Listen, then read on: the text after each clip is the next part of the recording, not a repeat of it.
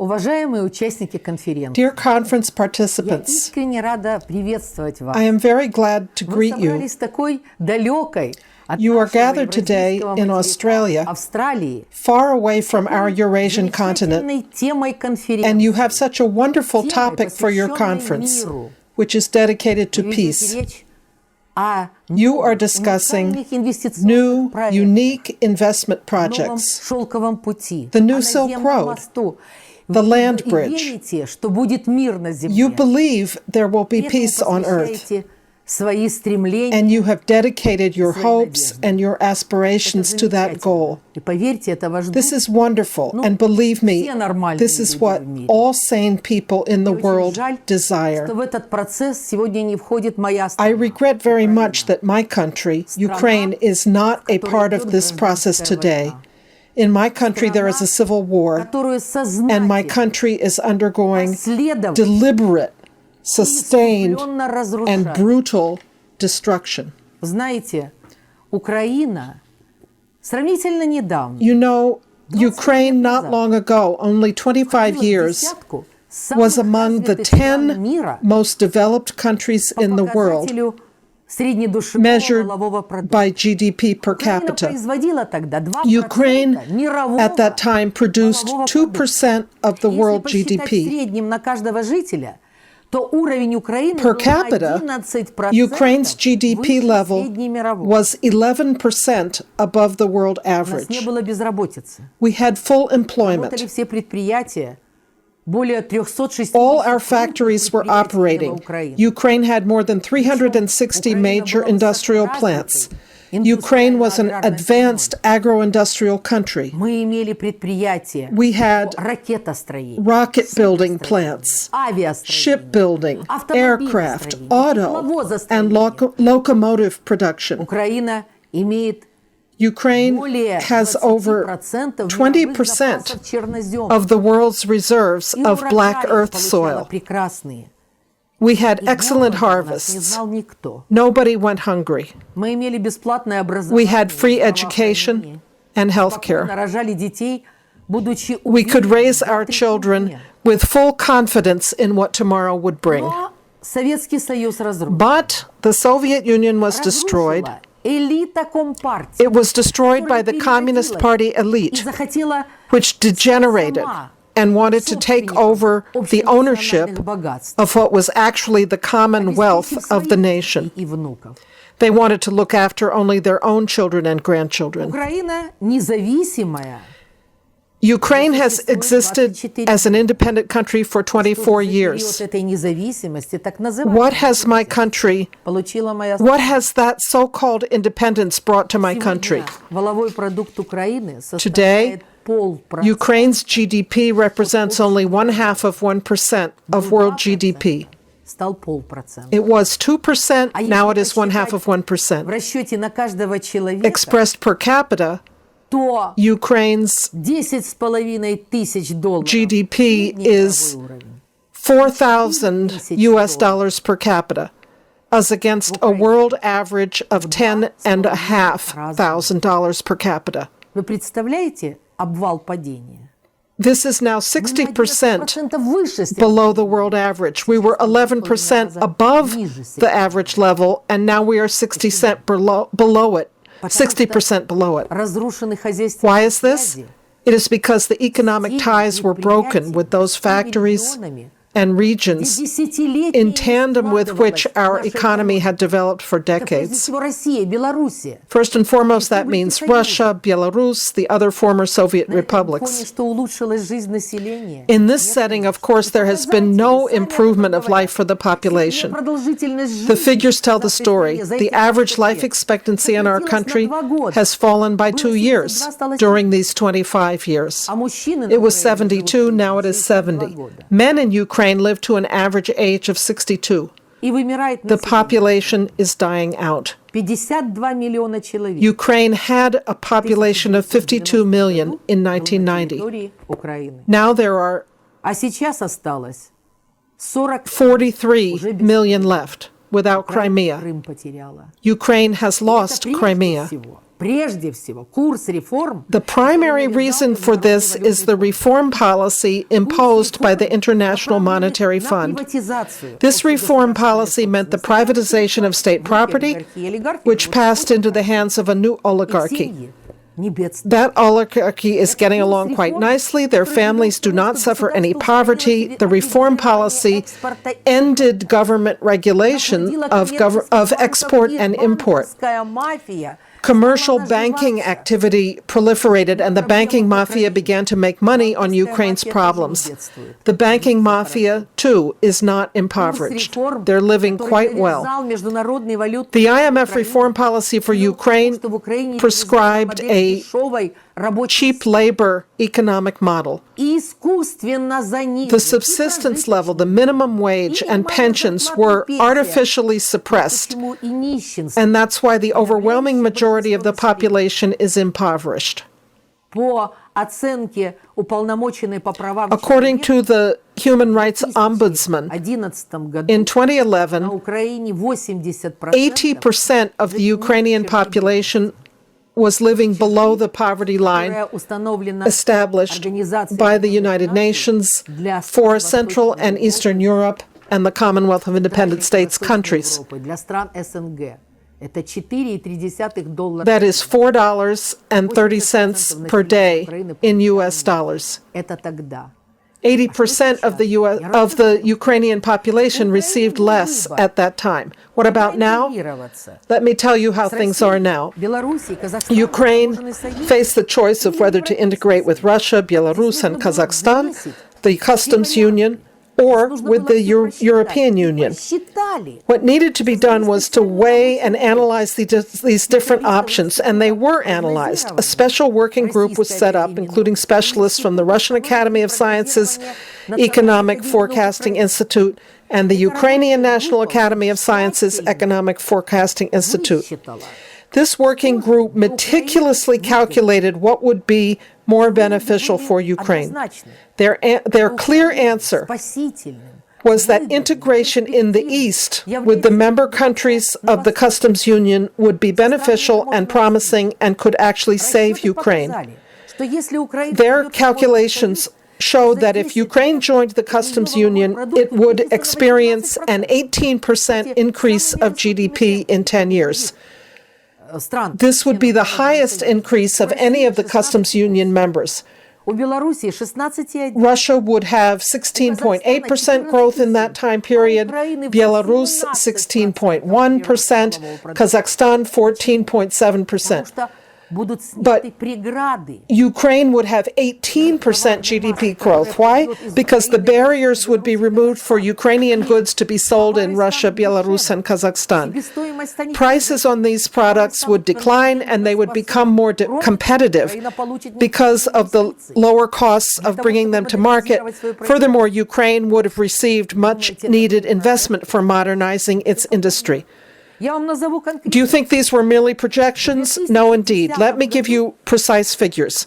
In 2010, Viktor Yanukovych was elected president of Ukraine. His image was that he was supposedly pro-Russian and would establish close contacts with Russia. In April 2010, the Kharkov Agreement was signed, whereby Russia granted Ukraine a discount on natural gas prices.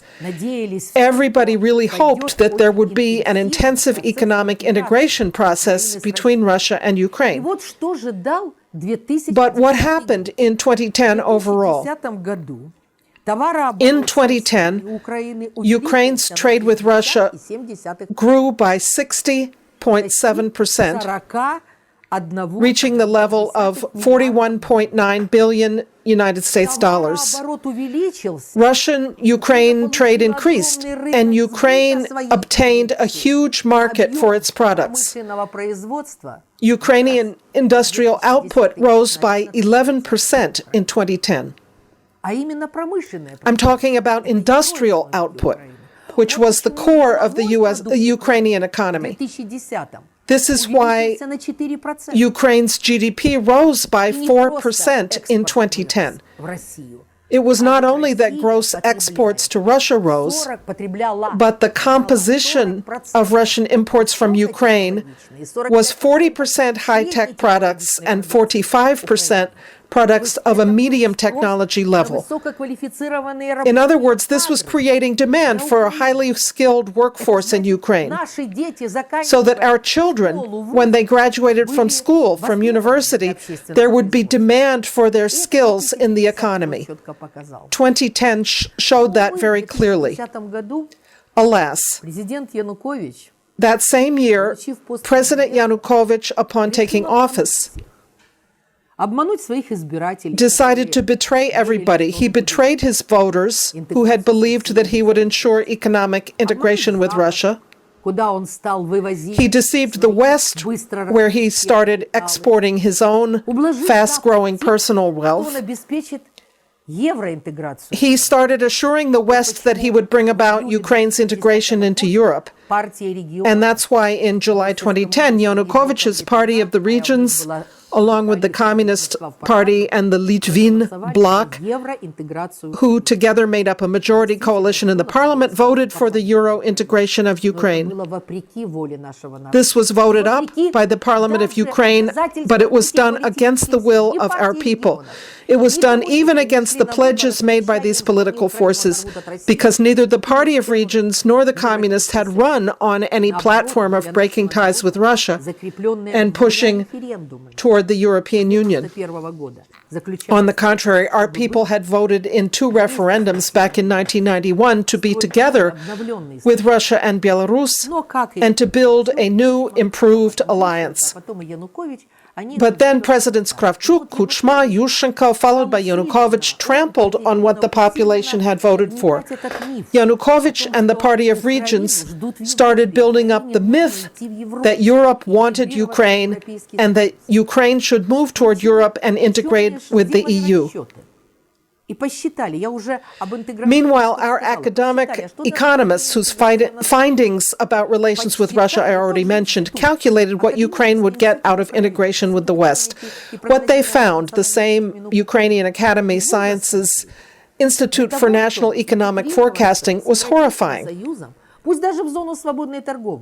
In order to integrate with the EU, even just into the free trade zone mandated by an association agreement, would cost 160 billion euro to modernize the Ukrainian economy. Where would money like that come from?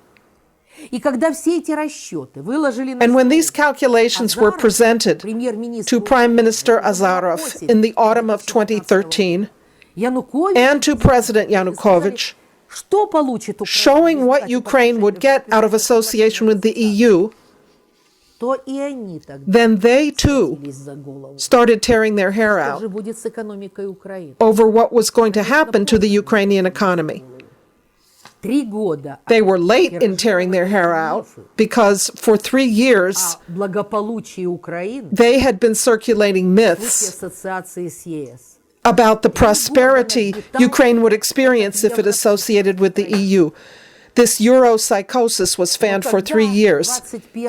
But when, on November 21st, 2013, the Ukrainian government decided to put the signing of the association agreement on hold, then the entire operation, which was pre-planned, prepared, and paid for by the West, and involved a quite substantial section of the Ukrainian population who had been pushing for a move toward the West, this kicked into action.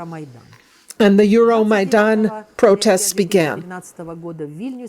On November 29, 2013, in Vilnius, Yanukovych refused to sign the association agreement with the EU. That night, November 20th to 30th, 2013, the peaceful Euromaidan ceased to be peaceful.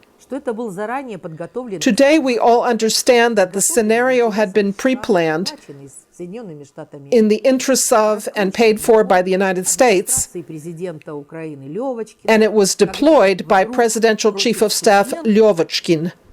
митингующим на площади Suddenly, была применена the law enforcement agency called Berkut used inappropriate force against the students who were protesting in the central square. Although, from what I have seen about the events in Frankfurt on March 18, 2015,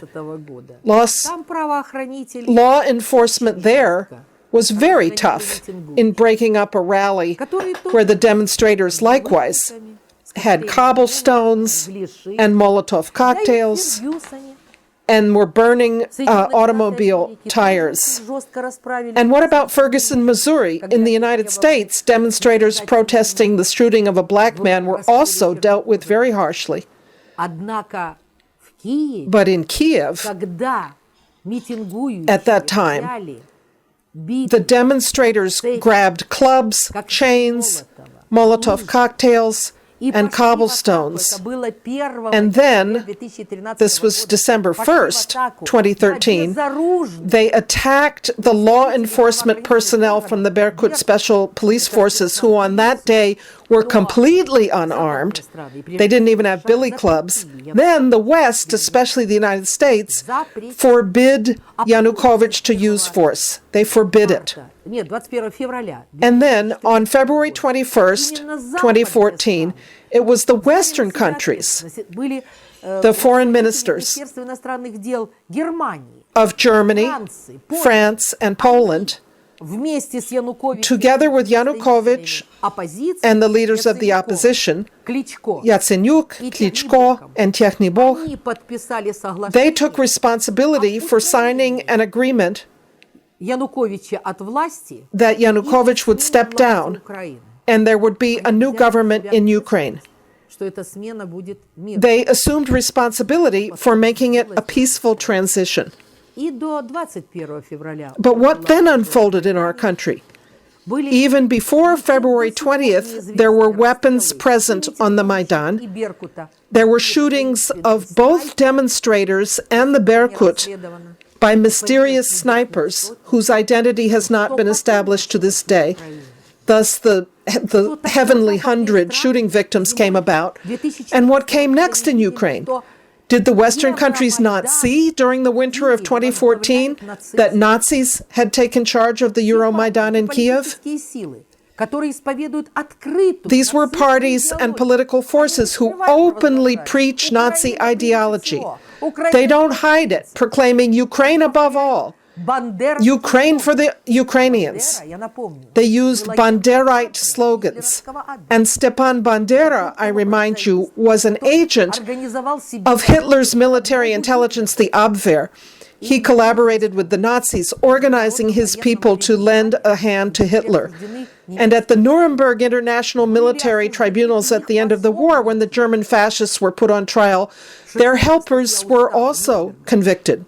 Article 6 of the Charter of the Nuremberg Tribunal said that the accomplices should be convicted and punished. But in this case, the followers of Bandera and Shukhevich came with their black and red pro-Nazi flags and their swastikas, either the Nazi swastika outright or the Wulfsangel, another Nazi symbol, and with portraits of Bandera, Konovalets, Shukhevich, who were all Abwehr agents, and under the slogan calling to knife the Moskali, which is a derogatory Ukrainian term for you Russians, and hang the communists.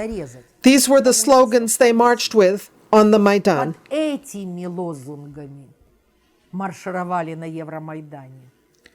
These symbols could be seen not only in Kiev, but before the coup and after it, they spread throughout Ukraine. And the Western countries did not notice them. From February 23rd to March 5th of 2013, our delegation of leading representatives of Ukrainian leftist parties was able to tour Europe, visiting France, Germany, and Italy. This was organized by our colleagues from the LaRouche movement, and I am very grateful for their giving us the opportunity to hold dozens of meetings, press conferences, and interviews. Thanks to members of the European Parliament from the Italian party, the Northern League, I was able, February 26, 2013, to hold a press conference at the European Parliament, and already at that time, we explained what was happening in Ukraine. We warned already then about the threat of civil war and the disintegration of the country, which could lead to World War III. At that time, I called on Berlin, Moscow, and Paris to unite efforts. Specifically, these three centers, Berlin, Moscow, Paris, to unite their efforts and prevent the Nazis from taking over in Ukraine.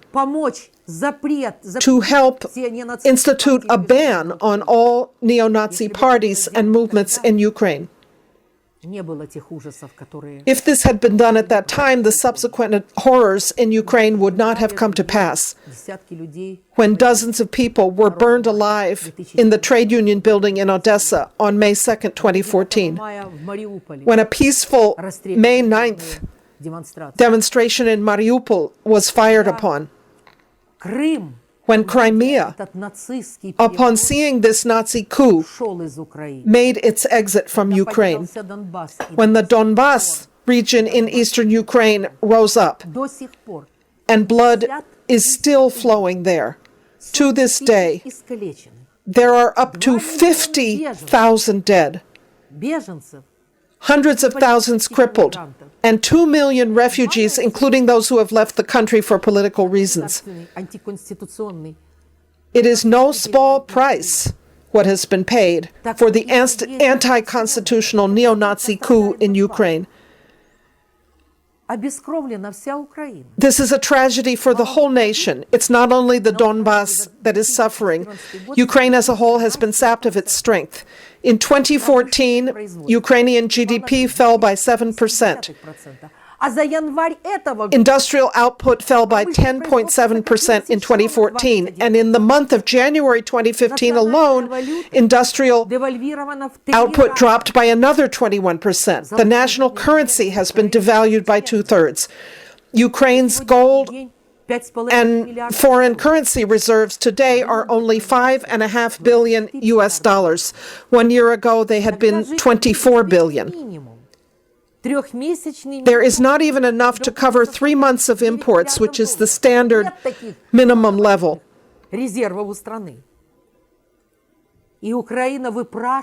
For Ukraine, that's $9 billion US, but the country does not have reserves to cover such imports. Meanwhile, Ukraine is begging for the latest pittance from the IMF.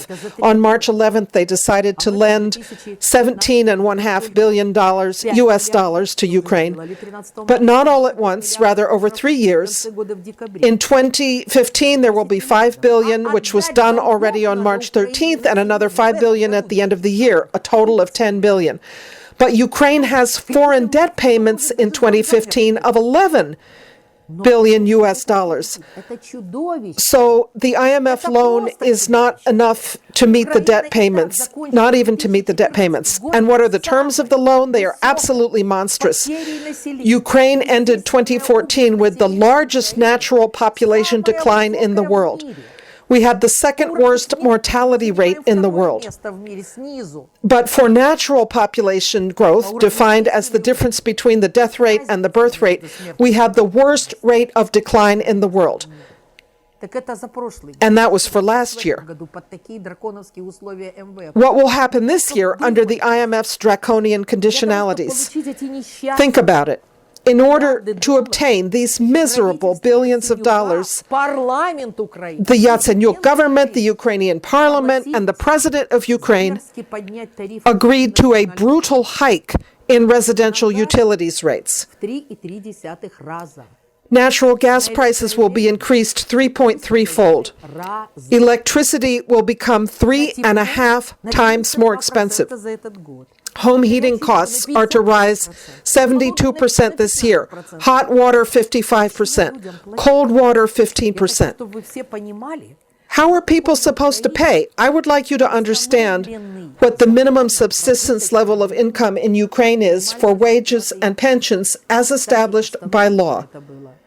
В декабре 2013 These levels were established in December 2013 for the 2014 что в течение government budget, which assumed that they would be indexed for inflation, that is, increased. ничего этого новая власть не сделала. But the new government did not do anything of the kind. Хотя инфляция They did not index the payments, although inflation in 2014 was 24.9%, самый высокий. the highest rate of inflation in the world.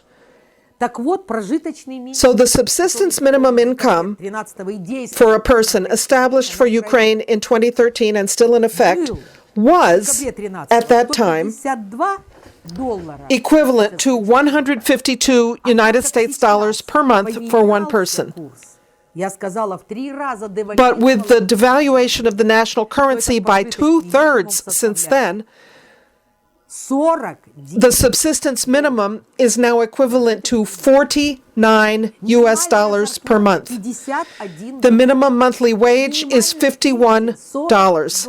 The minimum pension is $40. That is what the state budget provides per month for a pensioner, $40 US dollars. пенсия на Украине. The average monthly pension in Ukraine is the equivalent of $60 US dollars. In addition, part of the IMF package is that pensions will now be subject to a tax to fund Увеличить defense spending. необходимый стаж по выслуге лет для выхода на пенсию. The length of a time a person has to have worked at a heavy labor job to qualify for a pension has been increased by 5 years. The seniority level for professionals before they receive a pension has been increased. Даже быстрее вымрут. What a blow against our pensioners. And I realize what a burden they are for the IMF. We have 14 million pensioners, 1/3 of the population. The IMF is looking forward to 0,0 Ukraine's pensioners dying off as fast as possible. And not just pensioners, working people too. Look at the wages. The average hourly wage in Ukraine today is 0.2 euros an hour. That is 20 euro cents an hour. The average wage in the EU is 23 euros an hour. Can this even be called a wage? This is why our people get sick and they are dying. на жилищно-коммунальный. Food prices are rising so much that people cannot eat properly. On top of that comes the planned rate hikes for residential utilities. The IMF demanded cuts in spending on education. The number of institutions of higher learning in Ukraine is being slashed by 60%. The number of schools is being cut by 55%, just 5%. The IMF demanded an end to subsidies for the agro-industrial sector. How are our farmers supposed to survive? How can they plant the crops? The calculation is that they'll be forced to sell their land. The Ministry of Agriculture is putting 3/4 of the farm businesses in Ukraine up for privatization. And they'll be bought up by DuPont, Monsanto, and the like on the cheap so that they can grow their genetically modified crops there and flood Europe and the world with them. This is what is being done to Ukraine. War, death, hunger, and poverty. What will Europe get out of this? What does Europe stand to gain? Do Europeans really not understand that the flames of war may flare up even more now? And then the seemingly local war in Ukraine will lead to a world war, to a conflict with Russia. Why do this? I hope very much that peaceful initiatives will prevail. I hope very much that this nightmare in Ukraine can be stopped and that Ukraine will be able to use its tremendous potential, its intellectual, industrial, and scientific capabilities. They still exist. The people are still alive. I hope that Ukraine can turn to building things and together with Russia and Europe and China, build new land bridges and the new Silk Road and the program to develop the moon and so on and so forth. That is what I would like to wish for my country and for all mankind. In conclusion, I would like to say something because I am not there physically with you in Australia, but someone is there who looks a lot like me and therefore has been called my sister, Gabrielle Pewitt, and I would like to say to her, My dear Gabi, I am glad to address you. I believe we will meet each other many times in future. Я верю в это. I believe that.